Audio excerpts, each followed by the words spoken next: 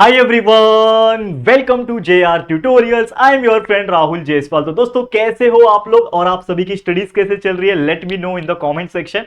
और आपके जो यूटी आने वाला है यानी सेकंड यूनिट टेस्ट आने वाला है वो कब से स्टार्ट हो रहा है और हमें बताओ जरूर से कमेंट करके, ताकि मुझे आइडिया लग सके। बहुत सारे लोग का लगभग 26 जनवरी के बाद का ही शेड्यूल था, ऐसा मुझे कॉमेंट करके लोग बता रहे थे मुझे। तो जरूर से मुझे बताना और आप लोग का कितना पढ़ के हुआ, क्योंकि जैसा कि आप जानते हैं कि हमने पूरा एंटायर सिलेबस पढ़ा रखा है आपके लिए। पूरे chapters by chapter, lecture by lecture videos हमने अपलोड करके रखे।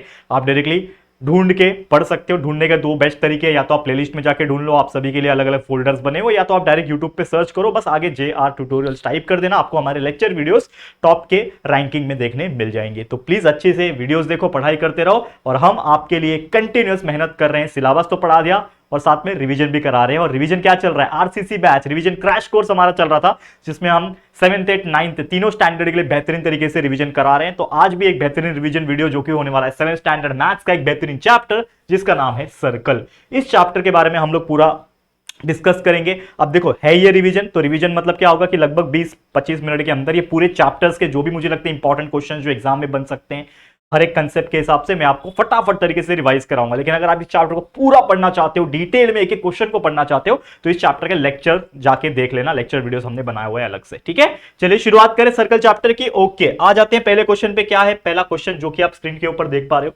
क्वेश्चन है, find the diameter and circumference of a circle if the radius is given is 7 centimetre. मतलब क्या बोल रहा है? चैप्टर क्या है? सर्कल है। अब सर्कल में दो इंपॉर्टेंट फॉर्मूले याद रख लेना।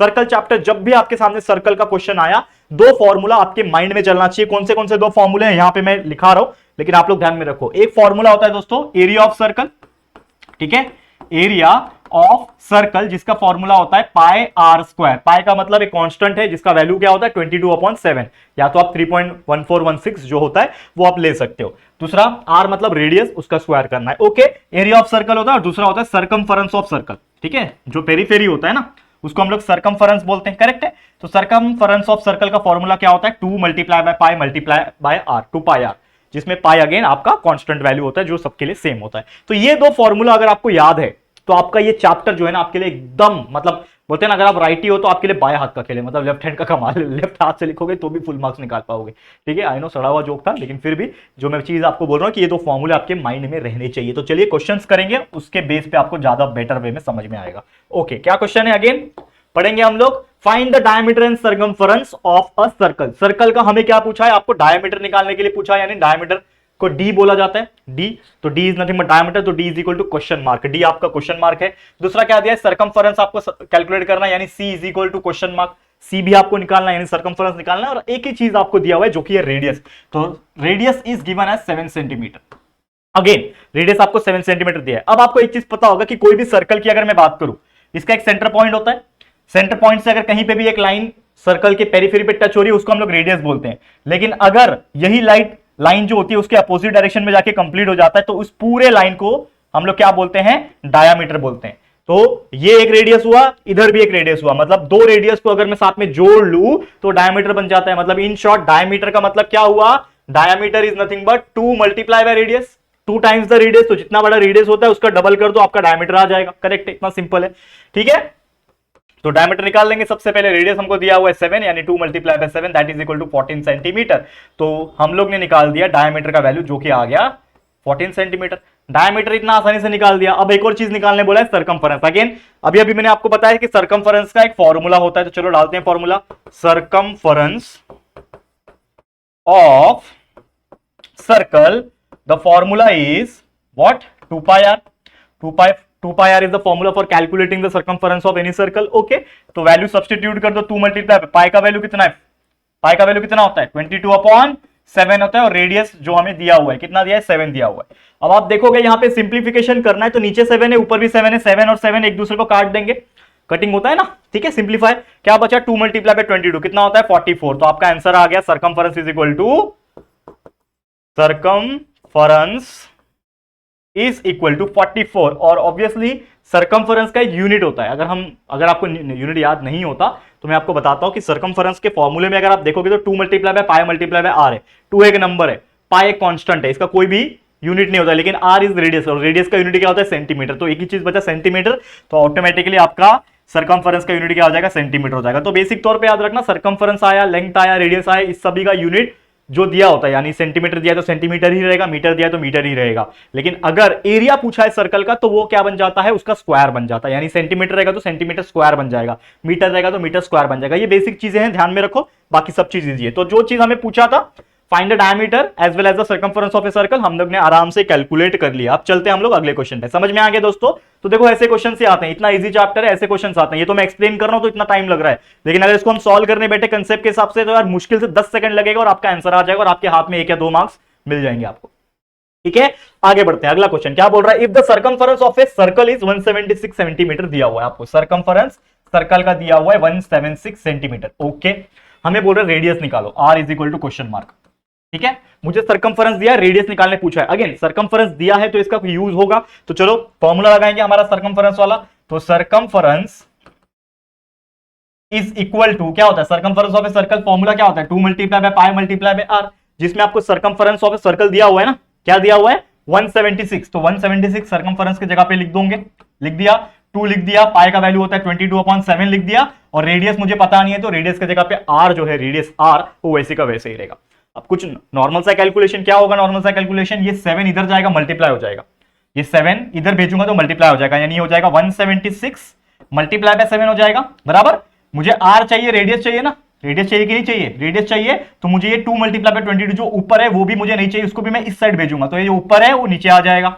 ठीक है, जो मल्टीप्लाई में होता है वो डिवाइड हो जाता है ना जाके, इक्वल के opposite side is equal to R, तो therefore R will be equal to what, calculate कर लो, कुछ कैंसिल होगा क्या यहाँ पे, चेकआउट करो। देखो 2 के टेबल में 2 1 2 हो जाएगा, 2 के टेबल में 2 8 16 होता है, 1 बचा और 2 8 16 अगेन, 22 1 22 होता है, 22 4 88 होता है, क्या बचा 4 मल्टीप्लाई बाय 7, तो क्या बचा radius is equal to 4 multiply by 7 और नीचे कुछ नहीं बचा, यानी radius is nothing but 28 centimetre. खत्म कहानी, कितना इजी था बताओ, रेडियस कितना आ गया 28 सेंटीमीटर, बहुत इजी है। तो इसी प्रकार से आपको सॉल्व करना है, बाकी कुछ इश्यू नहीं आता है, बस ऐसे ही मेहनत करना है और सॉल्व करना है। बस आपके फॉर्मूले पे आपको भरोसा होना चाहिए, आपकी कैलकुलेशन एबिलिटी पे आपको भरोसा होना चाहिए, बस सॉल्व करते जाओ, आपका आंसर ऑटोमेटिकली आ जाएगा। करेक्ट, क्लियर, कोई दिक्कत यहां पे, कोई परेशानी आप लोग को नहीं हुई होगी। चलो आगे बढ़ जाएं, चलो नेक्स्ट क्वेश्चन पे चलते हैं। नेक्स्ट क्वेश्चन क्या पूछा है, देखो the radius of a circular garden is 56 metre, मतलब एक सर्कुलर गार्डन है, आपने देखा होगा यार अक्सर आपके स्कूल में प्लेग्राउंड होगा या फिर जो भी होगा, मान लो एक सर्कुलर ये एक प्लेग्राउंड है या फिर गार्डन है इन शॉर्ट। ओके, ये गार्डन है, क्या दिया है रेडियस दिया हुआ है, उस सर्कुलर गार्डन का ऑब्वियसली एक रेडियस होगा, एक सेंटर पॉइंट होगा पहले तो, और उसका एक रेडियस होगा, वो रेडियस कितना है आर, रेडियस कितना दिया हुआ है 56 मीटर दिया हुआ है। ठीक है, 56 मीटर का उसका क्या है, सेंटर से लेके पेरीफेरी तक यानी सर्कमफरेंस तक डिस्टेंस है उसका, यानी 56 मीटर का है। हमें क्या बोल रहा है, what would it cost to put 4 round fence around this garden, मतलब इस गार्डन के अगर चारों ओर मतलब पहली बात तो गोल है ये, तो 4 ओर नहीं होगा, ये पूरा एक सर्कमफरेंस होगा बराबर। तो इसके पूरे राउंड में अगर मैं फेंसिंग करूं, फेंसिंग मतलब पता है आपको क्या होता है, जैसे दीवार होता है, कोई भी ग्राउंड के चारों बगल क्या होता है दीवार होता है, या फिर इन शॉर्ट फेंसिंग का मतलब क्या होता है, जो वायर्स होते हैं, आपने क्रिकेट स्टेडियम देखा होगा, क्रिकेट स्टेडियम में क्या होता है चारों तरफ एक फेंस लगाया होता है ताकि जो ऑडियंस बैठी है ना वो ग्राउंड के अंदर एंटर ना हो सके, करेक्ट है, और एक छोटा सा पैसेज दिया होता है छोटा सा, ताकि जो प्लेयर्स है वो अंदर आ जा सके, बाकी पूरा पैक रहता है वो। तो या तो वायर से होता है या तो बहुत सारी और भी चीजें आती हैं जिसके हेल्प से वो लोग फेंसिंग करते हैं। ठीक है, बहुत सारे ग्राउंड्स में आप देखोगे तो दीवार चलाई जाती है, उसको भी फेंसिंग ही आप बोल सकते हो। तो fencing is nothing but protection provide करना। तो इसमें 4 राउंड फेंसिंग करना है, तो पहली बात तो 4 राउंड फेंसिंग करना मतलब इस पूरे सर्कल के सर्कमफरेंस का 4 गुना हो जाएगा वो, करेक्ट है, वही चीज कैलकुलेट करना है। हमको बोल रहा है कि भाई जो रेट है उसका मतलब हर मीटर का जो फेंसिंग करने का खर्चा आएगा, 1 मीटर का खर्चा है 40 रुपया, मतलब 1 मीटर का फेंसिंग किया उसका 40 रुपया। तो ऐसे कितने मीटर होंगे पहली बात तो वो कैलकुलेट करना पड़ेगा और उसके हिसाब से उसको 40 से मल्टीप्लाई करना पड़ेगा। तो यहां पे आपको एक चीज क्या समझा, सबसे पहले हम लोग को क्या निकालना है, सबसे पहले हम लोग को यह निकालना है भाई कि इस पूरे सर्कुलर ग्राउंड का क्या है सर्कमफरेंस क्या है, और सर्कमफरेंस को 4 गुना मल्टीप्लाई करना है, क्योंकि भाई ये 4 राउंड बोल रहा है करने के लिए। तो सबसे पहले हम क्या निकालेंगे, सर्कमफरेंस निकालेंगे। We know that formula for circumference, देखो क्या बोल रहा है, सर्कमफरेंस ऑफ सर्कल, जो फेंसिंग है वो आपके लिए क्या है सर्कमफरेंस है। तो circumference of a circle is nothing but what 2 pi r, the formula is 2 pi r, just put down 2 multiply by 22/7 is the value of pi and radius is given, that is nothing but 56 metre, correct. 7 1 7 होता है, 7 8 56 होता है, correct. 2 multiply bye 22 is 44, 44 multiply by 8 कर लो, 8 4 side में करके देख लो, 44 multiply by 8, 8 4 the 32, 3 carry, 4 8 the 32 plus 3 35, 352 आ गया। 352 metre में दिया है तो मीटर में रहेगा। ये क्या आया आपके लिए, ये क्या आया दोस्तों आपके लिए, बताओ कमेंट करके बताओ फटाफट से क्या आया। ये आपके लिए आया सरकमफरेंस। लेकिन हमें पता है कि ये ग्राउंड का 4 बार हम लोग को राउंड मारना है आपका जो फेंसिंग है उसमें, तो फेंसिंग 4 गुना होगा। मतलब अगर मैं बात कर रहा था फेंसिंग का, देखो यहां पे ध्यान से, फेंसिंग की मैं बात कर रहा था, तो फेंसिंग का क्या है, 4 राउंड है, फेंसिंग इज 4 राउंड, तो 4 राउंड है। इसका मतलब क्या करना पड़ेगा मुझे, इस सरकमफरेंस को भी 4 से मल्टीप्लाई करना पड़ेगा, यानी 4 मल्टीप्लाई बाय 352, ठीक है। तो कितना आ जाएगा 4 राउंड का, 4 2 जा 8, 4 5 जा 20, 0 हो गया, 2 कैरी हो गया, 4 3 जा 12 और 2 14, 1408 मीटर। तो आपका 4 बार जब राउंड करना पड़ेगा तो आपको कितना वायर लगेगा, जो भी वायर लगा रहे हो या फिर जो भी लगा रहे हो, जो खर्चा है फेंसिंग करने का वो 1408 मीटर का लगेगा। इतना लंबा वायर हमको बोल रहा है कि भाई 40 रुपया 1 मीटर का खर्चा है। तो हमें अगर कैलकुलेट करना है, हम लोग को कैलकुलेट करना है total fencing cost, total cost of fencing is equal to, कैसे कैलकुलेट करोगे, एक का लग रहा है 40 रुपया, 40 रुपीज पर मीटर दिया हुआ ना, 1 मीटर का 40 रुपया है, तो अगर 1408 मीटर है तो मतलब 40 मल्टीप्लाई बाय 1408 आपको करना पड़ेगा। कैलकुलेट कर लो, आपका आंसर आ जाएगा। तो 1408 मल्टीप्लाई बाय 40 कर लो, ठीक है। 4 8 जा 32, 4 4 जा 16, 4 1 जा 4 और 5, ये आ गया 56,320, 56,320 रुपीज, ठीक है। इसको एक बार हम क्रॉस चेक कर लेते हैं कि whether the answer is correct और नॉट, ठीक है। थोड़ा सा चेक कर लेंगे क्योंकि मेरे को तो 100% श्योर है कि हमने ये जो किया है वो परफेक्टली किया, इसमें कोई परेशानी नहीं है, लेकिन फिर भी एक हम तसल्ली के लिए एक बार क्रॉस चेक कर लेंगे। यस, बिल्कुल परफेक्ट आंसर है 56,320 रुपीज।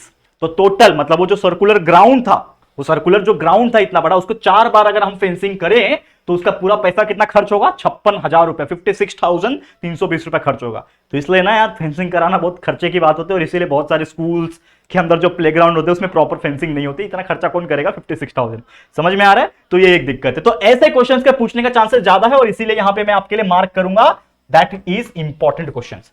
ये आपके माइंड में चलना चाहिए। कैसे क्वेश्चंस में क्या कुछ अलग चीज पूछा था भाई, कॉस्टिंग का खेल आ गया। नॉर्मल सा हमारा फंडा क्या होता है भाई, सरकमफरेंस निकालना है, ठीक है ना, बाकी चीजें निकालनी है, यही फंडा होता है ना नॉर्मल तौर पे। ये क्या है, अलग है। तो ऐसे क्वेश्चंस आएंगे एग्जाम में, कर लेना, बहुत ईजी है। अगले क्वेश्चन पे हम चलते हैं। क्या क्वेश्चन पूछा है, चलो चेकआउट करते हैं क्या बोल रहा है क्वेश्चन, ध्यान से सुनना। इफ आर्क, देखो आर्क का फंडा आ गया। अब जितने सरकमफरेंस वाले थे, चाहे वो ये एरिया वाले थे, एरिया का तो चैप्टर वैसे देखा जाए तो अलग से एक चैप्टर आपको है, इसके बाद का जो चैप्टर है वो पूरा एरिया के ऊपर है। तो एरिया ऑफ सर्कल इसमें जनरली पूछता नहीं है, या तो सरकमफरेंस पूछेगा, डायमीटर रेडियस इसी में घूमता रहेगा आपका। तो ये क्वेश्चन जो है ये आर्क के ऊपर बेस होता है। आर्क का अगर मैं कंसेप्ट फिर से समझा दूं तो आपका एक सर्कल होता है, सर्कल के अंदर आपको सर्कमफरेंस पे आपको बहुत सारे पॉइंट्स आपको देखने मिल जाते हैं। तो मान लो ये ए है, ये एक्स है, ये बी है, ये आपका वाई है, ठीक है। तो जनरल केस में क्या होता है कि एक बड़ा आर्क होता है जिसको हम लोग मेजर आर्क बोलते हैं, करेक्ट है, ये मैंने आपको पढ़ाया है। अगर आप फिर भी देखना चाहते हो लेक्चर तो हमारे लेक्चर्स आपके लिए अवेलेबल है, चेकआउट कर लेना। तो एक बड़ा सा आर्क होता है, मेजर आर्क होता है, और एक छोटा आर्क होता है, ठीक है। ये छोटा है, देखो दिखने में ये बड़ा लग रहा है, ये इसका एरिया कम है, मतलब जो साइज है वो कम है, तो ये क्या हो जाएगा आपके लिए माइनर आर्क होता है। और आपको एक चीज बहुत अच्छी तरीके से पता होता है कि what is the total angle of a circle. तो सर्कल का पूरा जो एंगल होता है वो कितना होता है, 360 डिग्री होता है। तो अगर आपको मेजर आर्क दिया है और माइनर आर्क कैलकुलेट करने बोल रहा है तो आप क्या करोगे, 360 से माइनस करोगे, because we know that the sum of both the arc, that is major arc and minor arc, अगर दोनों आर्क को हम प्लस करेंगे, उसके मेजरमेंट को प्लस करेंगे तो 308 आएगा, बिकॉज एक पूरे सर्कल का 360 डिग्री एंगल होता है। वही कंसेप्ट है, बस इसको यूज करेंगे हम लोग यहां पे। क्या बोल रहा है, if arc AXB and arc AYB are corresponding arc, मतलब कोई आर्क होगा तो सबसे पहले मैं एक सर्कल बना लूंगा अपने तसल्ली के लिए। एग्जाम में ये डायग्राम नहीं बनाओगे तो भी चलेगा, लेकिन बना लोगे तो ज्यादा अपने हिसाब से समझ में चीजें आती हैं, ठीक है। क्या बोल रहा है कि आर्क AXB है एंड AYB है, ठीक है। AXB होगा तो पहले बात तो कहीं पे मार्क कर लो, अपने हिसाब से मार्क कर लो, ये A होगा, ये X होगा, और यहां पे मार्क कर लो ये B होगा, AXB होगा, और एक और कहीं पे मार्क कर लो ये Y होगा। तो आपके पास 2 आर्क हो गया। कौन से 2 आर्क हो गए, ये AXB एक आर्क हो गया और दूसरा नीचे AYB आर्क हो गया। इसमें बोल रखा है कि आर्क AXB का जो वैल्यू है, जो AXB जो है आर्क, उसका एक वैल्यू है जो कि 120 डिग्री का। कितना वैल्यू है, मान लो एक सेंटर पॉइंट होगा उसका, ठीक है। तो ये AXB का जो वैल्यू होगा दोस्तों इस पूरे आर्क का, वो कितना होगा, 120 डिग्री होगा। हमें बोल रहा है आर्क AYB का वैल्यू निकालो।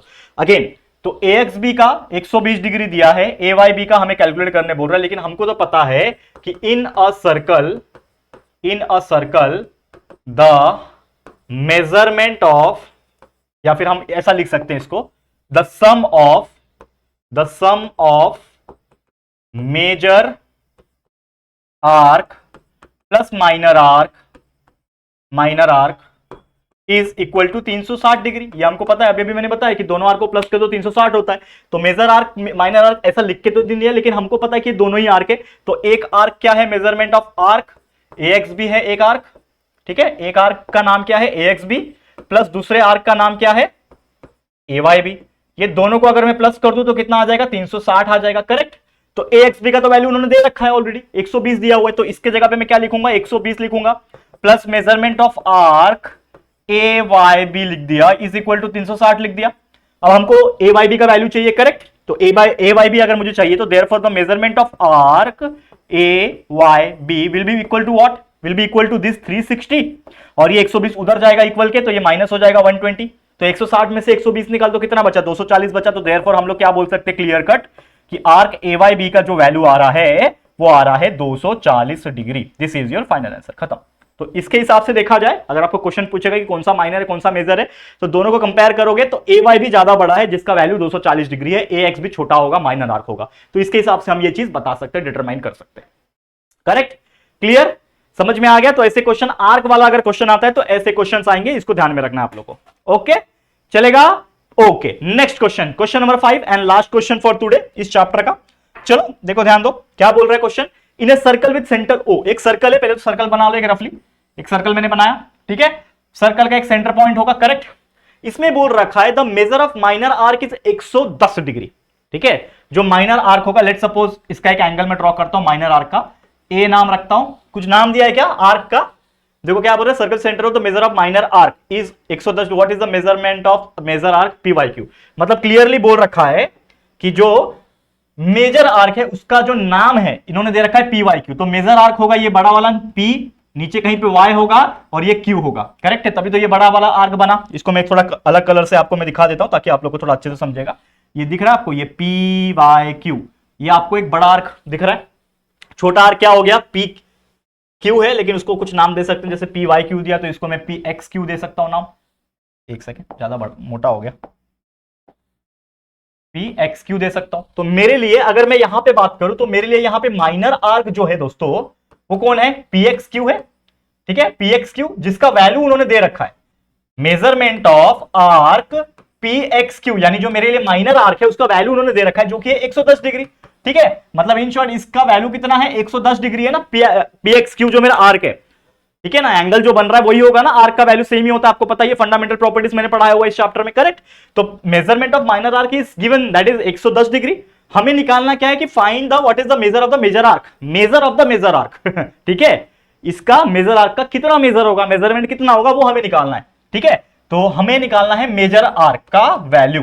तो मेजर आर्क मेरे लिए क्या माना है मैंने, पी वाई क्यू माना है। मतलब इन शॉर्ट हमें कैलकुलेट क्या करना है, measurement of arc P Y Q, that will be equal to question mark, ये हमें निकालना है। अब कैसे निकालेंगे, अगेन वही फंडा जो हमने आपको सिखाया। क्या सिखाया दोस्तों, कि आपको पता है कि भाई दोनों आर्क को अगर मैं प्लस कर दूं तो टोटल होता है 360। तो हम लोग बोल सकते हैं कि भाई इन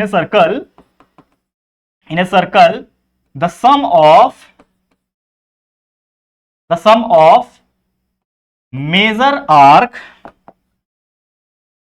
arc plus minor arc is equal to 360 degree, correct. तो यहां पे अगर मैं बात करूं, मेजर आर्क मेरे लिए कौन है, पी वाई क्यू है, यानी measurement of arc P Y Q को प्लस करूं माइनर आर्क से जो कि है मेरे लिए आर्क पी एक्स क्यू, इन दोनों को मैं प्लस करूंगा तो 360 डिग्री मुझे मिलेगा।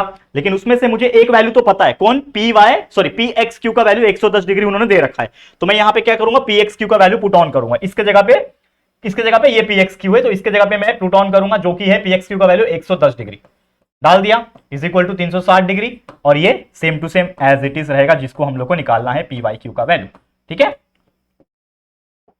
निकालना है। तो therefore measurement of arc P Y Q, इसका वैल्यू कैसे निकलेगा, ये 360 तो है इधर पे, 110 उधर जाएगा, माइनस हो जाएगा, ठीक है। 360 में से 110 का कितना बचेगा बताओ, वैल्यू आ जाएगा हमारा measurement of arc P Y Q का वैल्यू हमें मिल गया।